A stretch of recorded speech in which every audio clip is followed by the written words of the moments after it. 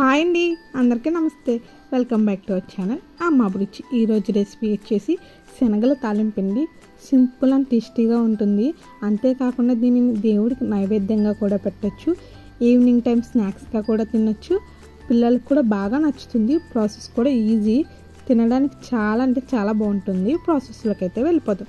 ముందు శనగల్ని ముందు రోజు రాత్రే నానబెట్టుకోండి. కుదరకపోతే 4 నుంచి 5 గంటల సేపు నానబెట్టుకోండి. శనగలు త్వరగా నానిపోవాలంటే అందులో ఏదైనా ఇనుప వస్తువు వేస్తే త్వరగా నానిపోతుంది. అంతేకాకుండా న్యూస్ పేపర్ కూడా వేయండి, ఫాస్ట్గా నానిపోతాయి. అలా నానాయి అనుకున్న తర్వాత వాటర్ మార్చి చేంజ్ చేసుకుని శుభ్రంగా కడుక్కోండి. లేదు మీకు ఇంకా తినడానికి టైం పడుతుంది అంటే వాటర్ని అయితే చేంజ్ చేసుకోండి. ఇంకో కొత్త వాటర్ వేసుకుని ఇంకొంచెం సేపు నానబెట్టుకోండి. బాగా కడిగేసిన తర్వాత స్టవ్ మీద పెట్టి సాల్ట్ వేసి బాగా మెత్తగా అయ్యేంత వరకు ఉడికించుకోవాలి. అలా ఉడికింది అనుకున్న తర్వాత తాలింపు పెట్టుకోవడమే. స్టవ్ మీద కడాయి పెట్టి ఆయిల్ వేయండి. ఆయిల్ వేడెక్కాక పచ్చి శనగపప్పును వేసుకోండి. అలాగే అందులో పెసరపప్పు, కుదిరితే మినప్పప్పును కూడా వేసి ఇంకొంచెం సేపు వేగనివ్వండి.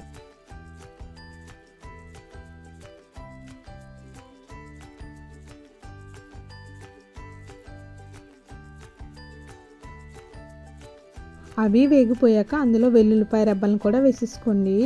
దేవుడికి నైవేద్యంగా పెడుతుంటే వెల్లుల్లి రెబ్బను స్కిప్ చేయండి కావాలనుకుంటే, లేదంటే వేసేసుకోవచ్చు, అది మీ ఇష్టం. జీలకర్రను కూడా వేసి ఇంకొంచెం సేపు వేపుకోవాలి. జీలకర్ర కూడా వేగాక అందులో ఆవాలను కూడా వేసేసుకోవాలి. వాటిని కూడా బాగా వేపుకోవాలి. అల్లాన్ని కొంచెం లైట్గా తురుముకోండి. తొక్క తీసేసి అల్లాన్ని కూడా తురుముకున్న దానిని కూడా వేసేసుకోవాలి. అల్లం వెంటనే ఎగిపోతుంది. అందులోనే ఎండుమిర్చిని కూడా వేసుకోండి. అలాగే పచ్చిమిర్చిని కూడా వేసేసుకోవాలి. మొత్తం కలిసేంత వరకు కలిపి అన్నీ వేగిపోయాయి అనుకున్న తర్వాత ఉడకపెట్టి ఉంచుకున్న శనగలను కూడా వేసేసుకోండి.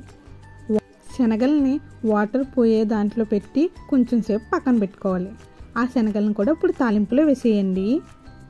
మొత్తం కలిసేంత వరకు తాలింపు శనగలకు పట్టేంత వరకు కలుపుకోవాలి.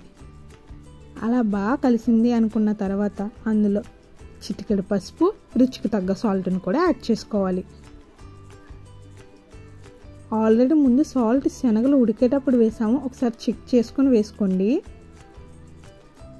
నా వీడియో కనుక నచ్చితే లైక్ చేయండి, షేర్ చేయండి. మరిన్ని వీడియోల కోసం ఛానల్ని సబ్స్క్రైబ్ చేయడం మాత్రం మర్చిపోకండి. అవన్నీ వేగిపోయాక కొంచెం కరివేపాకు రెబ్బను కూడా వేసేసి మొత్తం కలిపేసుకోవాలి. అందులోనే ఇంకా టేస్ట్కి కొబ్బరికాయను కూడా చిన్న ముక్క తురుముకుని వేసేసుకోండి. మొత్తం బాగా కలిసిపోయి బాగా వేగేంత వరకు వేపుకోవాలి. మనం వేసుకున్న కొబ్బరి తురుము వేగేంత వరకు వేపుకుంటే సరిపోతుంది.